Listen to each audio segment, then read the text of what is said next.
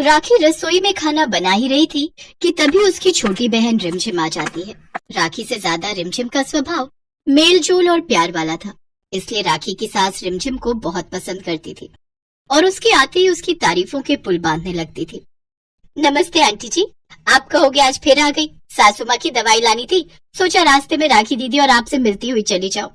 तो अच्छा किया ना बिटिया, तुमसे तो वैसे ही मिलकर बहुत अच्छा लगता है। तुम आती हो तो मानो ऐसा लगता है घर में कोई रौनक आ गई। ये बोतल में क्या है बिटिया? ये आंटी जी नया शैम्पू है, मेडिकल वाला बोल रहा था मार्केट में नया आया है, इससे बाल और भी ज्यादा घने और लंबे हो जाते हैं। अरे बिटिया, तुम्हारे तो वैसे ही इतने सुंदर लंबे घने काले बाल हैं, तुम्हें तो किसी शैम्पू की जरूरत ही नहीं है। वैसे ही तुम इतनी सुंदर बालों वाली हो, पर बदकिस्मत तो हमारी बहू राखी है। तुम्हारी बहन राखी ने ऐसा शादी के समय पर क्या लगाया था कि ये पूरी गंजी हो गई और आज तक बाल नहीं आए। वो तो हमारी इंसानियत है जो हमने शादी के लिए उस समय मना नहीं किया। कोई और होता तो गंजी बहू से कभी भी शादी ना करता। अब क्या है, कहीं जाना है तो विग लगाती है। अब देखो गर्मियों के दिनों में तो विग भी नहीं लगा पाती, घर में तो ऐसे ही गंजा सिर लेकर घूमती रहती है। राखी अपनी सास की बातें सुन रही थी, वो गुस्से में बाहर आई। माँ जी, आपको तो हर किसी के सामने मेरी इंसल्ट करने की आदत है। बोल तो दिया गलती हो गई थी, नहीं पता था कि शैम्पू मिलावट वाला है, नहीं तो मैं कभी नहीं लगाती। मेरे बाल हल्के थे इसलिए मैंने वो शैम्पू इस्तेमाल किया था ताकि शादी के समय सुंदर लगूं, पर वो शैम्पू मेरी स्किन को और नुकसान पहुंचा गया और मैं गंजी हो गई। इसमें मेरी कोई गलती नहीं है।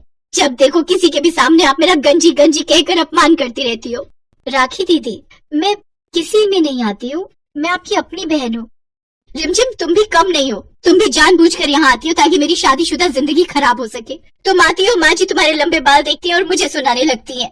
राखी बहू, अपनी छोटी बहन से कैसे बातें कर रही हो? क्या तुम ज्यादा नहीं बोल रही हो?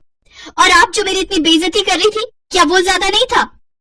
दीदी, अगर आपको मेरे यहाँ आने से तकलीफ होती है तो मैं आज के बाद आपके घर नहीं आऊंगी। चलती हूँ आंटी जी, नमस्ते। रिमझिम की आंखों में आंसू आ जाते हैं और वो उसी समय वहाँ से चली जाती है। अगले कुछ दिनों तक रिमझिम राखी के घर नहीं आती। कुछ दिनों बाद रिमझिम के घर सत्यनारायण की पूजा थी। रिमझिम ने राखी और उसके ससुराल वालों को भी पूजा में बुलावा दिया। नमस्ते दीदी, कैसे हो? नमस्ते आंटी जी, कैसी हो रिमझिम? तुमने तो आना ही बंद कर दिया। मैंने उस दिन तुम्हें गुस्से में भला क्या कुछ कह दिया? तुमने तो मुंह ही मोड़ लिया। हाँ बिटिया, बहनों में तो तू मैं होती ही रहती है, ऐसे मुंह थोड़ी मोड़ लेते हैं। अच्छा हुआ तुम आई। और कैसी हो? मैं ठीक हूँ। वो घर में सत्यनारायण भगवान की पूजा रख रही थी, कल सुबह आप सबको मेरे घर आना है। अरे हम जरूर आएंगे, इसी बहाने सत्यनारायण भगवान की पूजा में बैठकर हमें भी पुण्य प्राप्ति हो जाएगी। और फिर कुछ देर बाद रिमझिम चली जाती है। अगले दिन राखी अपनी सास के साथ रिमझिम के घर सत्यनारायण भगवान की कथा के लिए पहुंचती है। वहाँ पर आए हुए मेहमान राखी का मजाक बनाने लगते हैं। देखो तो, एक बहन के इतने सुंदर बाल हैं और एक बहन बिल्कुल गंजी है। पता नहीं इसकी शादी कैसे हुई, कितनी बुरी लग रही है गंजी बहन। हाँ देखो तो गंजी बहू। रिमझिम का ध्यान पूजा में था, उसने औरतों की बातों पर ध्यान नहीं दिया, पर राखी पूरी तरह गुस्से में थी। उसने किसी से बात नहीं की और घर आकर चुपचाप अपने कमरे में चली गई। ये रिमझिम अपने आप को समझती क्या है? मेरी छोटी बहन है, हर कोई उसी की तारीफ करता है। हाँ माँ बोलो, अब तुम क्यों फोन मिला रही हो? अरे राखी बिटिया, क्या बात है? रिमझिम कह रही थी तू बिना कुछ कहे ही आ गई। मैंने सोचा बहुत दिनों बाद तुझे मिली थी, थोड़ी देर तेरे पास बैठती। माँ तुम अपनी लंबे बालों वाली बेटी के पास बैठो ना, मुझ गंजी बेटी के पास क्यों बैठना है? मेरा मन नहीं अभी बात करने का, मैं फोन रख रही हूँ। राखी गुस्से में अपनी माँ का फोन पटक देती है। मैं रिमझिम के लंबे बाल हमेशा के लिए खत्म कर दूंगी। भले वो मेरी सगी छोटी बहन है, पर मैं उसे खुश नहीं देख सकती। मैं आज ही गंजे होने की दवाई लेकर आऊंगी और रिमझिम के बालों में छिड़क दूंगी। कहते हैं ईर्ष्या इंसान की मति फेर देती है, फिर चाहे कोई अपना ही क्यों ना हो, इंसान बदले की भावना में कुछ भी गलत करने को तैयार हो जाता है। और ऐसा ही राखी ने किया। राखी ने बाजार से एक ऐसी दवाई खरीदी जिसे लगाने के बाद सिर के सारे बाल उड़ जाएंगे। राखी बहाने से अपनी बहन रिमझिम के घर गई ताकि वो उसके बालों में दवाई छिड़क सके, जिससे रिमझिम गंजी हो जाए। पर राखी की आंखें खुल गई जब वो रिमझिम के घर पहुंची। अरे राखी दीदी, आप? अच्छा हुआ आप आ गए, मैं आपको ही फोन करने वाली थी, मुझे आपसे बहुत जरूरी काम था। ये है डॉक्टर रितु, ये एक बहुत बड़ी सर्जन है जो हेयर ट्रांसप्लांट करती है। डॉक्टर, ये मेरी बहन राखी, जिनके बारे में मैंने आपसे बात की थी। डॉक्टर राखी से बात करती है। राखी कुछ देर तक डॉक्टर को सुनती रही, उसने सारी बातों को समझा। आप सच कह रहे हो डॉक्टर? मेरे सिर पर बाल फिर से आ जाएंगे, मेरा गंजापन दूर हो जाएगा? हाँ हाँ बिल्कुल, आप चिंता मत कीजिए, मैंने बहुत से लोगों का गंजापन दूर किया है, उनका हेयर ट्रांसप्लांट किया है। मैं आपके गंजेपन को दूर करने की पूरी कोशिश करूंगी। राखी को अपने ऊपर बहुत शर्मिंदगी महसूस हुई। कहाँ वो अपनी सगी बहन को गंजा करने के बारे में सोच रही थी, उसके सुंदर बाल हटाने के लिए सोच रही थी, और वही छोटी बहन अपनी बड़ी बहन के बारे में भला सोच रही थी। कुछ दिनों बाद राखी के हेयर ट्रांसप्लांट का कोर्स पूरा हो जाता है और उसके सिर पर बाल आ जाते हैं। उसका सारा गंजापन दूर हो जाता है। राखी के बाल देखकर सब बहुत खुश होते हैं। अब उसके भी बाल रिमझिम के बालों की तरह लंबे और घने हो गए थे और राखी के दिल से अपनी बहन के लिए सारी नफरत भी चली गई थी।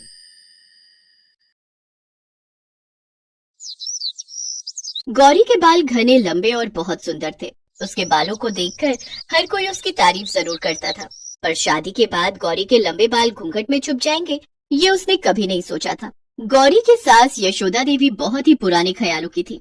उनके घर में घूंघट करना बहुत जरूरी था। देखो बहू, हमारे घर में घूंघट बहुत जरूरी है। तुम्हारे घूंघट का तुम्हें खुद ध्यान रखना है, सिर से बिल्कुल भी नहीं सरकना चाहिए। बड़ी बहू भी हमेशा घूंघट में ही रहती है। अब सास की बात को भला गौरी कैसे टाल सकती थी? वो इस घर में नहीं थी। उसने घूंघट में ही हाँ में सिर हिला दिया। यशोदा देवी कमरे से चली गई। सच कहूँ तो मुझे तुम्हारे लिए बहुत बुरा लग रहा है गौरी। मैंने सुना था तुम्हारे बाल बहुत लंबे हैं, जमीन छूते हैं, पर अब इन लंबे बालों का कोई फायदा नहीं। तुम्हें तो इनका जूड़ा बनाकर अपने लंबे बालों को घूंघट में ही रखना है। माफ करना, मुझे हंसी आ गई। अच्छा मैं चलती हूँ। तभी गौरी का पति सूरज आ जाता है। आप तो मुझे झूठी कहते थे कि आपको मेरे लंबे बाल सुंदर लगते हैं। अब देखो ना, मेरे ये लंबे बाल तो घूंघट में ही रहते हैं। आप तो बेकार ही तारीफ करते रहे। मेरे बाल तो अब हमेशा घूंघट में ही रहेंगे। तुम खुश नहीं हो ना गौरी मुझसे शादी के बाद? सूरज थोड़ी उदासी के साथ ये बात कहता है। नहीं नहीं, ऐसी बात नहीं है। मैं तो बस इस घूंघट की वजह से, वो मेरे लिए ये सब नया है ना, इसलिए थोड़ी परेशान हो रही हूँ। मेरी वजह से आप अपना मन खराब मत करो। मैं इस शादी से बहुत खुश हूँ। उस समय गौरी ने बात को संभाल लिया ताकि सूरज को किसी बात का बुरा न लगे, पर यह सच था कि गौरी हर समय बालों को बांधकर घूंघट करने में बहुत तंग आती थी। जरा सा भी गौरी का घूंघट सिर से हटने लगता तो उसकी सास उसे टोक देती। गौरी बहू, मंदिर जाने के लिए सब तैयार हो गए हैं। एक तुम हो कि इतनी देर लगा रही हो। गीले गीले बालों में जूड़ा बांधना पड़ता है। माँ जी आवाज लगा रही है, क्या करूं?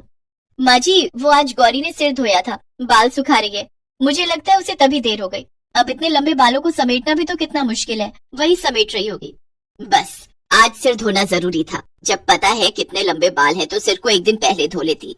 पता नहीं आजकल की बहुएं बड़ों की बातें कब मानेंगी। अब जाओ और बोलो ढंग से घूंघट करके आएगी। मंदिर में बहुत से लोग होते हैं। गौरी जल्दी जल्दी गीले बालों को बांधकर जूड़ा लपेट लेती है और सिर पर पल्ला कर लेती है। अक्सर ही गौरी को ऐसी परेशानियों को झेलना पड़ता था। एक दिन सब औरतें एक संगीत समारोह में इकट्ठी हुई, जिसमें यशोदा देवी और दोनों बहुएं भी गईं। गौरी बहू, ध्यान दो, पैर छूने में तुम्हारा घूंघट सिर पर रहना चाहिए। संगीत समारोह में जरा सा भी हटा तो सबके बीच में बात बनेगी। देखो बड़ी बहू ने कितनी चिमटी लगाई है, उसका घूंघट जरा सा भी नहीं खिसक सकता। ये क्या तुम एक ही पिन लगा कर आ गई हो? जरा सी देर में तुम्हारा घूंघट हट जाएगा और जूड़ा खुल जाएगा। अरे यशोदा बहन, आओ आओ, आज तो नई बहू भी आई है। सुंदर लग रही हो बहू। गौरी बहू, इनके पैर छू लो, इन्हीं की पोती की शादी है। हमने तो सुना था छोटी बहू के बाल बहुत लंबे हैं, पर घूंघट में तो कुछ दिखाई नहीं दे रहा। अरे मैंने ही कहा है बहू से, वो क्या है ना, घूंघट में बालों को नजर नहीं लगता। ठीक ही है, बहुओं को घूंघट में रहना चाहिए। सब औरतें गाने बजाने में लग जाती हैं। सभी बच्चों के साथ खेलते हुए एक बच्चा जो उसी फंक्शन में आई एक महिला का था, वहीं पास में बने कुएं में गिरने लगता है। मम्मी, मोहित कुएं में गिर गया। उसने कुएं में ईंट को पकड़ा हुआ है, वो पानी में गिर जाएगा। क्या? मेरा बच्चा, मेरा मोहित कुएं में गिर गया। मोहित, मोहित! सब औरतें चिल्लाने लगी। किसी को भी कुछ समझ में नहीं आ रहा था। तभी गौरी दौड़ती हुई कुएं के पास जाती है। उसके पास अब एक ही रास्ता था। वो जल्दी से अपना घूंघट हटाकर अपना जोड़ा खोलती है और अपने बालों को कुएं में गिरा देती है। मोहित बेटा, मेरे बालों को कसकर पकड़ लो, मैं तुम्हें ऊपर खींच लूंगी। मजबूती से पकड़े रहना, मैं तुम्हें गिरने नहीं दूंगी। गौरी के बालों में भयानक दर्द हो रहा था, फिर भी उसने कोशिश से मोहित को कुएं से बाहर खींच लिया। सब औरतें गौरी को देख रही थी। गौरी के बहुत सारे बाल टूट चुके थे, पर मोहित ठीक था, इस बात से गौरी को तसल्ली थी। गौरी बहू, आज तुम्हारे लंबे बालों की वजह से मेरे बच्चे की जान बच गई, वरना हम सब तो कुछ नहीं कर पाते। तुम्हारा बहुत बहुत शुक्रिया गौरी, तुम बहुत साहसी हो। अरे तुम्हारे तो बहुत सारे बाल टूट गए, दर्द भी हो रहा होगा। कोई बात नहीं, मैं थोड़ा गरम तेल लगा लूंगी तो ठीक हो जाएंगे। और फिर बालों का क्या है, टूट गए तो कोई बात नहीं है, दोबारा आ जाएंगे। क्षमा करना माँ जी, वो मोहित को बचाना बहुत जरूरी था, इसीलिए मैंने घूंघट। रहने दो बहू, घूंघट करने की कोई जरूरत नहीं है। तुम्हारे बाल ऐसे ही अच्छे लगते हैं। अब से तुम घूंघट नहीं करोगी, अपने बालों की चोटी बनाओगी। क्यों, मैं सही कह रही हूँ ना? हाँ, तुम्हारे बाल बहुत सुंदर है, इन्हें तुम ऐसे ही खुला छोड़ो। आंटी के बाल तो बिल्कुल रस्सी जैसे हैं। मैंने पकड़कर ऊपर आ गया, नहीं तो मैं कुएं में गिर जाता। मम्मी, मेरा बच्चा। सब औरतें गौरी की बहुत तारीफ करती हैं। उस दिन के बाद गौरी ने बालों को घूंघट में छुपाना बंद कर दिया। वो अपने बालों की सुंदर चोटी भी बनाती और उन्हें खुला भी छोड़ती। अब उसे लंबे बालों के लिए कोई रोक टोक नहीं थी। यशोदा ने अपनी दोनों बहुओं को घूंघट के लिए मना कर दिया। सच तो यही है कि इज्जत और सम्मान व्यक्ति के व्यवहार और बातों में होना चाहिए। व्यक्ति का व्यवहार ही उसके चरित्र को महान बनाता है।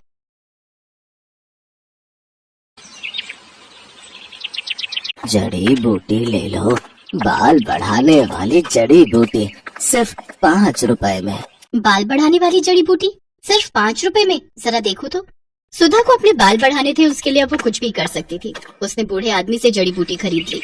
उस आदमी ने कहा, इस जड़ी बूटी को जोर जोर से पीसना, पीसने से तेल निकलेगा। उस तेल को सोने से पहले अपने बालों पे लगाना। जड़ी बूटी लेकर सुधा घर चली गई। तभी सुधा जड़ी बूटी पीस कर तेल निकालकर और उसे अपने सर पर लगाकर सो गई। और अगले दिन सुबह नींद से उठने के बाद उसने देखा उसके सर पर जितने भी बाल थे वो सब झड़ गए हैं। सुधा ये विश्वास नहीं कर पा रही थी। कहते हैं लड़कियां लंबे बालों में ही अच्छी लगती हैं, लेकिन सुधा के बाल बचपन से ही छोटे थे। उसके बाल बढ़ते ही नहीं थे। ऊपर से वो सांवली भी थी और दूसरी ओर उसकी बहन राधा के लंबे और घने बाल थे और राधा गोरी भी थी। इसीलिए राधा बचपन में हमेशा सुधा को चिढ़ाती थी, तू तो मेरी सगी बहन नहीं है, तुझे तो माँ और पापा रास्ते से उठाकर लाए थे, नहीं तो तू इतनी बदसूरत कैसे है? ये सुनकर सुधा हमेशा रोती थी। माँ पापा देखो ना राधा क्या बोल रही है, माँ पापा देखो ना। राधा और सुधा की माँ शमिता कहती थी, रो क्यों रही है सुधा, राधा ने कुछ गलत तो नहीं कहा, तू बदसूरत है, तेरे सर पर बाल भी नहीं है, मुझे ऐसी बेटी नहीं चाहिए थी। सुधा का पिता भी उससे प्यार नहीं करता था। सुधा को हमेशा हर किसी से नफरत ही मिलती थी। ऐसे ही बड़ी हुई सुधा। हर रोज वो रात को रोती थी और भगवान से प्रार्थना करती थी, हे भगवान कुछ चमत्कार करवा दीजिए, मेरे पैर तक लंबे बाल उगा दीजिए, प्लीज भगवान प्लीज। और इसी तरह सुधा और राधा दोनों जवान हो गए। आज सुधा को लड़के वाले देखने के लिए आने वाले हैं। सुधा आईने के सामने बैठकर तैयार हो रही है। उसके सर पर अभी भी ज्यादा बाल नहीं है। वो आईने में अपने आप को देख ही रही थी कि तभी उसकी माँ आ गई और ताने मारना शुरू कर दिया। यहाँ ऐसे बैठे रहने से कुछ नहीं होगा, जल्दी जल्दी करो, नहीं तो ये लड़का भी हाथ से चला जाएगा। वहाँ राधा आ गई और बोली, माँ मुझे तो समझ में नहीं आ रहा है कि आप मुझसे पहले इस भूतनी की शादी क्यों करवाना चाहती हो। राधा बेटी, इस भूतनी को तो पहले विदा करना पड़ेगा, नहीं तो बाद में कौन इससे शादी करेगा। एक बार बस ये सर से उतर जाए, उसके बाद मैं तेरे लिए बहुत अमीर और अच्छा लड़का ढूंढ कर लाऊंगी। माँ आप सभी मुझसे इतनी नफरत क्यों करते हो? आखिर मैंने किसी का क्या बिगाड़ा है? तेरे सर पर बाल नहीं है सुधा, तू बदसूरत है बदसूरत, तू मेरी बहन कहलाने के लायक नहीं है। थू। सुधा रोने लगी। वो पूरी जिंदगी रोती ही आई है। अविनाश नाम का लड़का सुधा को देखने के लिए आया। शमिता के कहने पर राधा अपने कमरे में ही बैठी हुई थी, क्योंकि शमिता ने उससे कहा था, बेटी तू कमरे के अंदर ही रहना, नहीं तो लड़के वाले सुधा से रिश्ता नहीं जोड़ेंगे। खैर अविनाश के साथ सुधा का रिश्ता तय हो गया, लेकिन उसके लिए बहुत ज्यादा दहेज देना पड़ा। उस बात को लेकर भी शमिता सुधा को ताने मारने लगी। सुधा मन ही मन सोचने लगी, अपने घर में तो मुझे शांति नहीं मिली, शायद ससुराल में जाकर मैं खुश रहूंगी। सुधा की शादी हो गई और शादी वाले दिन ही अविनाश ने राधा को पहली बार देखा और देखते ही उसके प्यार में पड़ गया। यार मैंने इसे पहले क्यों नहीं देखा, कितनी गोरी है ये, कितने लंबे बाल हैं इसके। इससे पहले मिल लेता तो मुझे इस भूतनी से शादी नहीं करनी पड़ती। लेकिन अब कुछ नहीं हो सकता था। सुधा अविनाश के साथ ससुराल चली गई और ससुराल पहुंचते ही सुधा की सास विमला ने सुधा को 1000 काम थमा दिए। रसोई जाओ और सारे बर्तन मांजो, उसके बाद खाना बनाओ और उसके बाद पूरा घर साफ करो। मत भूलना कि तुम्हें इस घर की बहू सिर्फ और सिर्फ काम करवाने के लिए ही बनाया गया है। ठीक है माँ जी, नहीं भूलूंगी। सुधा बिना थके काम करने लगी। उसकी सास और उसका पति उसके छोटे छोटे बालों को लेकर मजाक उड़ाने लगे। तुम्हारे बाल तो मुझसे भी छोटे हैं सुधा। ये तो पूरी नौकरानी लग रही है। हाँ हाँ, मुफ्त की नौकरी। अविनाश मजाक उड़ाता ही गया और एक दिन उसके साथ राधा की मुलाकात हो गई। राधा को अपने लंबे बालों को लेकर बहुत अहंकार था। वो सुंदर भी थी। अविनाश को उससे प्यार हो गया और राधा भी अविनाश को पसंद करने लगी। और एक दिन अविनाश और राधा ने शादी कर ली। राधा अविनाश के घर चली आई। ये देखकर सुधा को जैसे सदमा लग गया। राधा, राधा तू मेरे साथ ऐसा कैसे कर सकती है? तूने मेरे पति से शादी कर ली। चुप रह, समझी ना? अविनाश तो तुझसे प्यार भी नहीं करता है, वो सिर्फ मुझसे प्यार करता है। हाँ हाँ, ऐसे बिना बाल की औरत से कौन प्यार करेगा? मुझे तो लंबे बालों वाली लड़कियां पसंद है। सुधा बस अकेली चुपके से रोती रही। अगले दिन वो बाजार गई और देखा एक बूढ़ा आदमी जड़ी बूटी बेच रहे हैं। जड़ी बूटी ले लो, बाल बढ़ाने वाली जड़ी बूटी सिर्फ 5 रुपए में। बाल बढ़ाने वाली जड़ी बूटी सिर्फ 5 रुपए में? जरा देखूं तो। सुधा को अपने बाल बढ़ाने थे, उसके लिए अब वो कुछ भी कर सकती थी। उसने बूढ़े आदमी से जड़ी बूटी खरीद ली। उस आदमी ने कहा, इस जड़ी बूटी को जोर जोर से पीसना, पीसने से तेल निकलेगा। उस तेल को सोने से पहले अपने बालों पे लगाना। जड़ी बूटी लेकर सुधा घर चली गई। रात को सभी सो गए और तभी सुधा ने जड़ी बूटी पीसकर तेल निकाला और उसे अपने सिर पर लगाकर सो गई। और अगले दिन सुबह नींद से उठने के बाद उसने देखा उसके सर पर जितने भी बाल थे वो सब झड़ गए हैं। सुधा को जोर से रोना आ गया।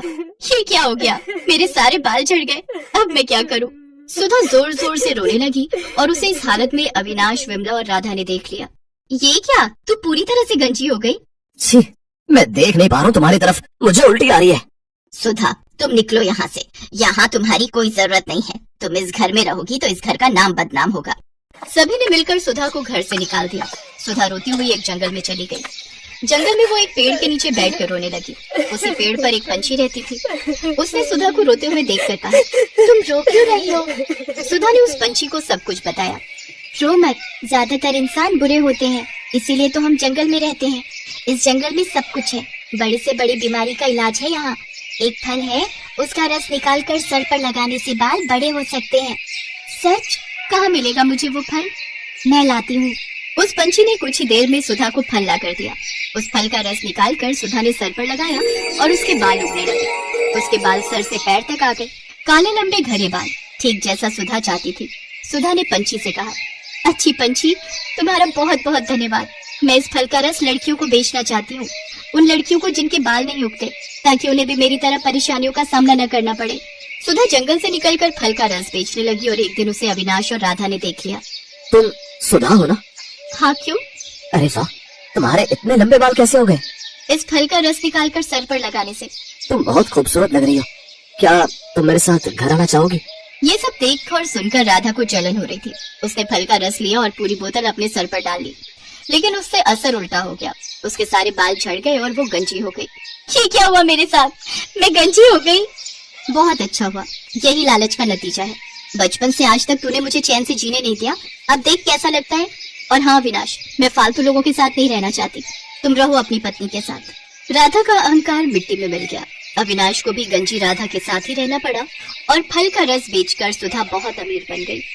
चारों तरफ उसके बाल के चर्चे होने लगे और वो खुशी खुशी जिंदगी बिताने लगी।